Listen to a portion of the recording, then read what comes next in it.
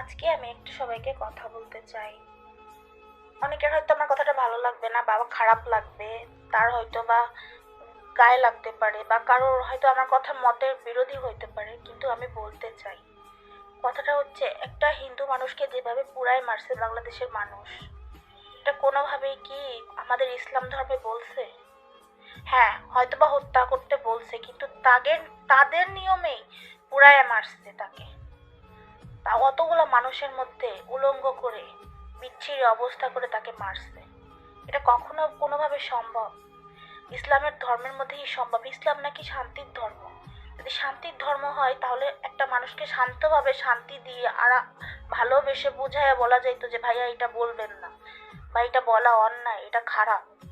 আমাদের নবীজি নাকি শুনছে যে ইহুদি একজন তার, আমি জানি না, আমি ছোটবেলায় পড়ছি একটা বইয়ে, ইহুদি তার ঘরে আসছিল, আসার পরে হয়তো রাতে খাওয়া দাওয়া করছে, খাওয়া দাওয়ার পরে বিশ্রাম নিছে, তাকে তার বাসায় থাকতে দিছে, একই থালায় বসায় ভাত খাওয়াইছে। খাওয়ানোর পরে নাকি তাকে তার সে হঠাৎ করে বাথরুমে মানে বাথরুম করে দিছে, রাতে রাতে বাথরুম করে দেওয়ার পরে সেইটা আমাদের মহানবী সাল্লাল্লাহু আলাইহি সাল্লাম ধুয়েছে। কেন?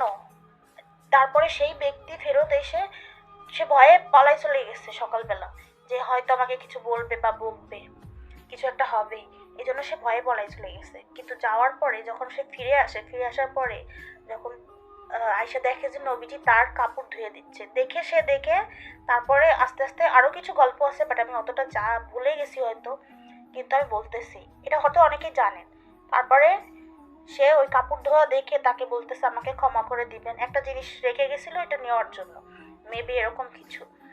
তারপর সে যায় দেখেছে সে তার কাপড় ধুচ্ছে, ধোয়ার পরে তার তখন ওই রকমের তাকে যখন বকে নেয়, রাগ করে নাই, কিছু বলে নাই, যখন তাকে ভালোবেসে বলছে, তখন সে এমনিতে ইসলাম ধর্ম গ্রহণ করছে। এরা যারা বুদ্ধিমান মানুষ, বুঝমান মানুষ, তারা হয়তো বুঝতে পারছে যে আমি কি বলছি।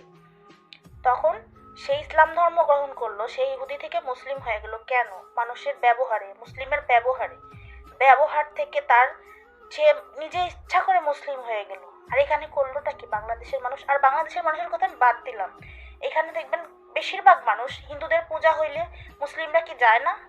আর কয়জন মানুষ মানে যে এই কয়জন মানুষ মানে বাংলাদেশে হুজুররা পর্যন্ত টিকটক করে, ফেসবুকে অনেক অনেক বিভিন্ন বিভিন্ন কাজ করে।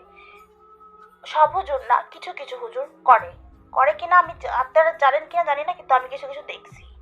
এগুলো আপনারা সার্চ দিলে দেখতে পারবেন।